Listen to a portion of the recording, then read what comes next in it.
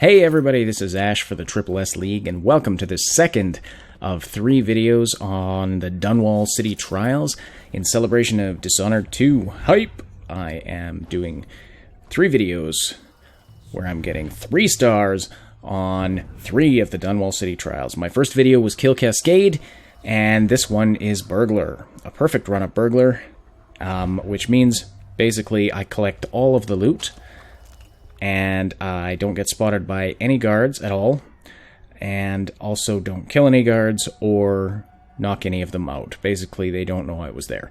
There were a couple of points where I got head-tracked, so there was 1 or 2 of those lightning bolts around their heads, and you'll see those, and there was a couple of really close calls in this run. But overall, it went really well. I'm actually using a different route than when I originally started practicing this. That whale thing is freaky. Originally, I started by going in through the back door and working my way up the mansion. But then I switched over and started collecting all the loot outside first, including that pouch on the guard's belt. I found it goes a little smoother, and also it lets me make a second pass of each of the upper floors of the mansion really easily, because getting 100% loot on this, the big stuff is easy to see with the dark vision, obviously, but those little coins, are just, they are tricky little bastards. It is so easy to miss them. I've found that if they're too far away or too close, they're really hard to see, even with the dark vision on. If they're mid-range, like those ones that are sitting on the table right outside behind that guard, that's about the distance where they're most easily seen. Otherwise, yeah, if they're too far away, they're just tiny little green specks, and they're hard to see. So by going in through that balcony, I start on the second floor here, so I'm able to just work my way up the mansion, and then from the top floor all the way back down, making a second pass, just quickly scanning for any coins that I've missed. And it actually worked rather effectively, and I'll demonstrate that. So yeah, overall, I think this entire run took just under half an hour. I'm going to edit out any of the uninteresting stuff. So I utilize freeze time here. This is the best. This is the best way I've found to attack this floor. There's just no really good way to smash that case and grab that egg without alerting that guard that's out sort of on the landing there by the stairs. He stays there. He doesn't leave. So here on the second floor, there's quite a bit of loot. So that guard patrols around quite a bit. The one out on the balcony basically stays on the balcony, so he's not too much of a problem. If I'm not mistaken, there is a pouch to grab from his belt, because yes, the loot that the guards are carrying counts toward that total of 3,500 that you see in the top right corner. So there can be a little bit of waiting around. The guards follow predictable paths, but there is some unpredictability in how they travel around the mansion. Sometimes they'll stop and look at stuff like that guy's doing right now. Sometimes they won't. And so it can take varying lengths of time for them to get from point A to point B and back again. And so it can be a little hard to predict. And I don't know if it's random or if there's some programmed variability in it, but anyway, it's not like they just walk a set path and don't deviate from it. So as you can see, this guy's just taking his sweet ass time walking around this room. Now this is kind of fun here. You can sort of follow this guy, and sometimes there's coins back there. That's why I looked there. That's the other thing. The loot can appear in different places, especially the coins. The coins are in different places every time you load up this challenge. So that adds another layer of difficulty to doing this with getting 100% completion. After a while, you start to learn, you know, most of the locations where the coins appear, but they can still be very easy to miss, and you'll see several points in this run where I miss batches of coins.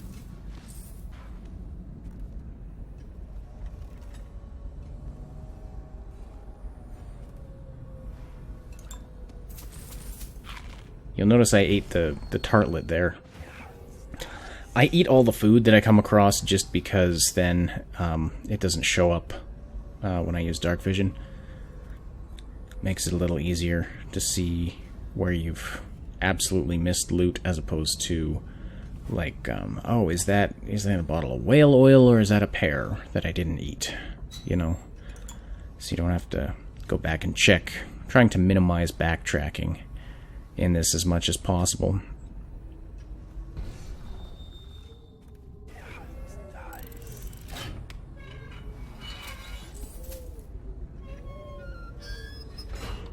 So this is actually the second time I've managed to achieve 100% loot collection on this challenge. The first time, though, I got spotted twice. You have a total of 3 chances. That's what those eyes are in the top right. You have 3 chances to get spotted by guards before you lose the challenge. So that one didn't go nearly as well. Strangely enough, I got a higher score on that one than on this one. I don't know why.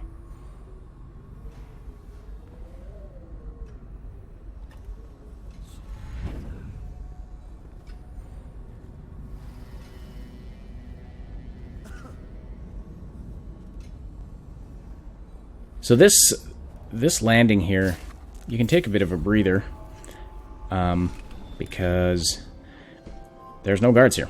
It's just that portrait of Jessamine that you grab off the wall, plus this secret room, which, now this freaked me out the first time. You grab that coin of 10 there, and then there's this secret room with all of these statues staring at you. It freaked me the heck out the first time that I stepped into there. So, anyway, so I'm just double checking here to see if there's any coins on the floor, and then up to the, I guess it would be the 4th floor, although there's not much to this 3rd floor. So this 4th floor, if I'm not mistaken,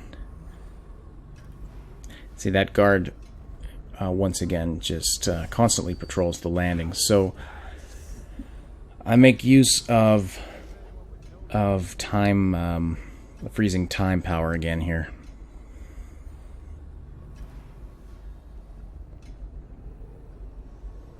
Just waiting for the guards to be in an ideal position, then freeze time.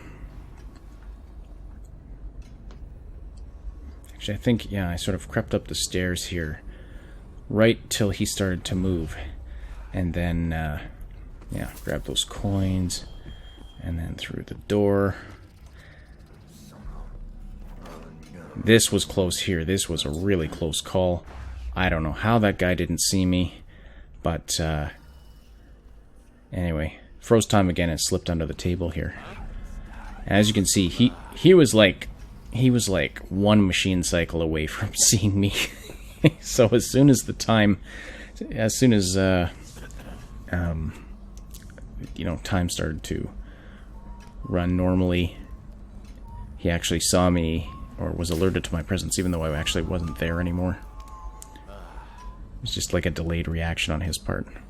So I think if I had engaged that time freeze a millisecond later, I probably would have had to restart the run. Because getting onto that table can be really finicky too. Because the game seems to go by the angle you're facing to decide whether or not you're trying to go under the table or look at what's on the table. And so sometimes it can be a real pain in the ass to actually try and get under the table, and then some guard will spot you, and it's really frustrating when that happens.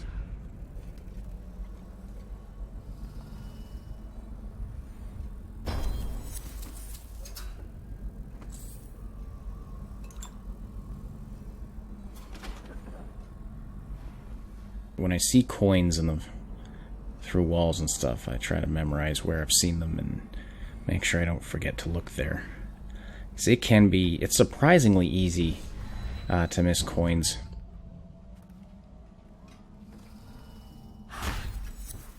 You would think, I mean, they glow green. You would think they're not that, that they'd be rather difficult to miss, but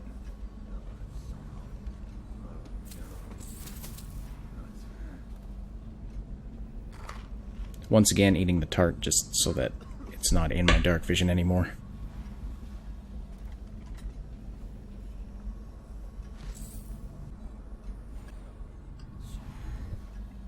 It's not uncommon when you're waiting for a guard to pass you by before opening a door or something. There's been quite a few times where I have screwed up by opening it too fast and the guard sees you out of their peripheral vision, because they actually have some randomness to their head movement, and so even if you're right beside them, sometimes they'll see you and sometimes they won't.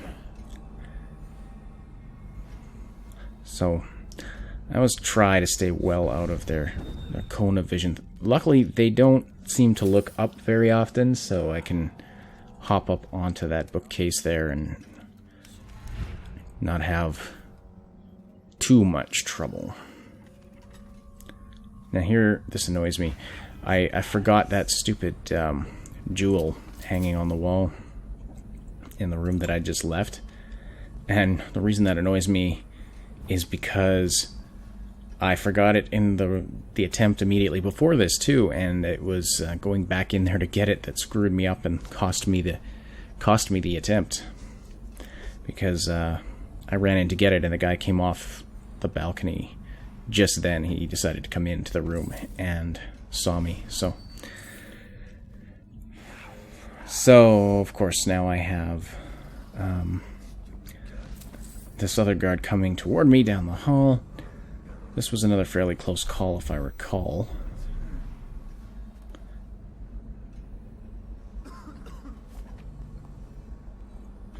So this was kind of... I froze time just a second too late there. I couldn't just walk past him. He was right in the doorway. So I had to blink, and almost took too long there, but managed to pull it off. So here, made sure to wait for that guy to be walking back out. Go in and grab the thing.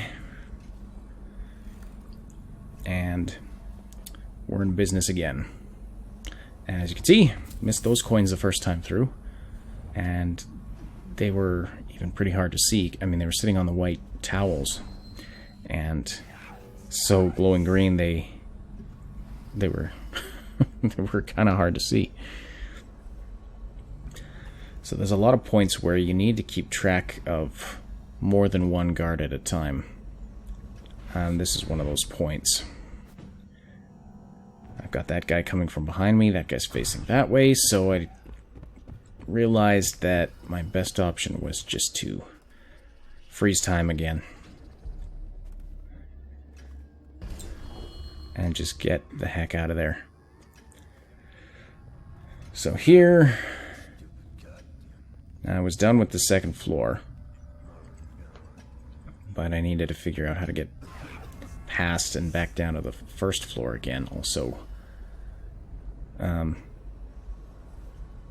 Just taking a bit of a look around with my dark vision to make sure I hadn't missed any coins, but it's frustrating you can't blink through banisters and things like that. There are times when it would be very handy. So I wound up stuck in this corner here. This wasn't exactly my intended strat, but it worked. And I was very concerned about this guard seeing me as I was creeping down the stairs, but managed to pull it off without too much issue. And these guys here on the main floor are kind of funny. They talk to each other a lot because they'll walk past each other. Probably expensive. One of them just walks up and down the main hall, and one of them walks around through all the side rooms. That's the guy that just walked off the screen there. He always walks into this side room and stops and has a smoke. So he's actually out of sight for quite a while. So you don't have to worry about him when he's in there having a smoke and you're sneaking around the main hall. He's not a problem. Here I'm just looking around because there's often coins back there. There weren't this time. Anyway, now it's just a matter of waiting for him to be done his cigarette and then following him. Because you can sneak behind these guys without them hearing you at all.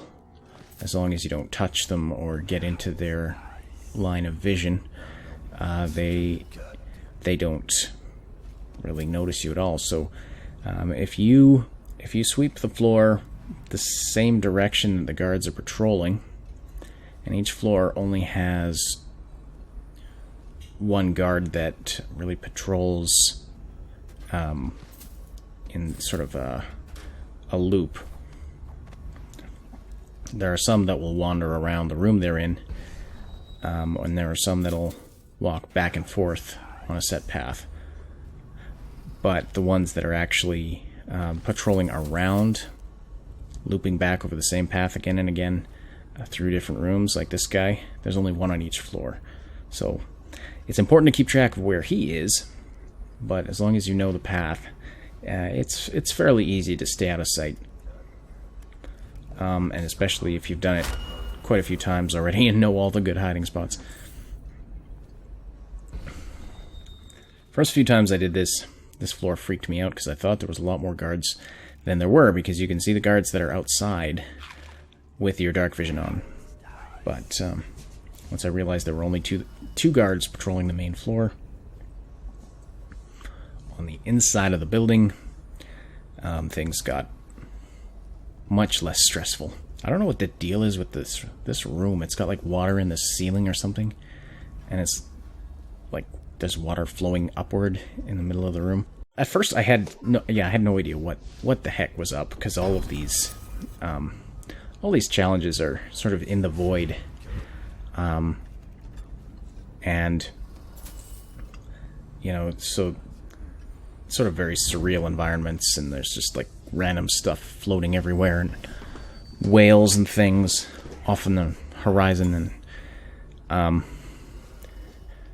anyway, I was talking to Jamie Catalyst, and she said she figures it's sort of Corvo training in the void, magical simulations for Corvo to practice his powers and things like that.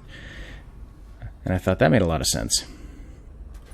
So I'm right near the back door here, and I was hoping that would be my last batch of coins to pick up, but no, I was still 17 short.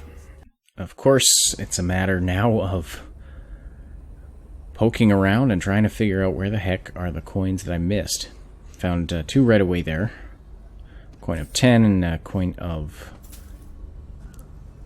what was that? I guess a coin of 1 and a coin of 10. The coins are in denominations of 10, 5, and 1. So here, I was hoping... oh, there's only 2 coins left to find. This will be great. There's a coin of 5 and a coin of 1. But it was not that easy. I found 4 single coins over on that table, and so I still had 2 more coins to find. And so here I'm just inspecting every little speck or anything that might possibly be a coin glowing in the distance. And I'm thinking, please don't be up like on the 3rd floor or something. I don't want to have to sneak all the way back up there to find 2 stinking coins. So after a few minutes of searching, I figured, crap, they're not on the main floor. So I snuck onto the stairwell here and was looking all around with the dark vision, because often it's easier to spot those coins through the ceiling or through the floor. Just because, first of all, you are looking at them. You'd be looking at the flat side of the coin and not the edge. So you'd be seeing the circular side of the coin, so they're easier to see that way, rather than if you're looking at them crossways and you're just seeing the edge of the coin. They're a lot harder to spot. But also because it's easier to see the coins when you have a more uniform surface that you're looking through. And I just saw them there when I happened to be staring through one of the bed curtains, and I spotted those 2 coins. So they were down on the main floor. So I was happy about that I didn't have to sneak back up. But the question was, of course, where exactly were they? Because I couldn't see them from here. So I knew they were sort of on the far side. After a couple minutes, I managed to make it back to this far corner of the main floor of the mansion, but still couldn't spot the stinking coins. I knew they were in this general area, but it was still a bit of a frustrating search. Finally spotted them through that wall there. The one place that I had not been yet. The entry foyer. Someone stashed a couple of coins in there. People are really careless with their coins in this universe, I'm finding. Left a couple of the doors open, which is not a good idea. I usually try to close the doors behind me, because just makes it a little easier to sneak around without the guards spotting you.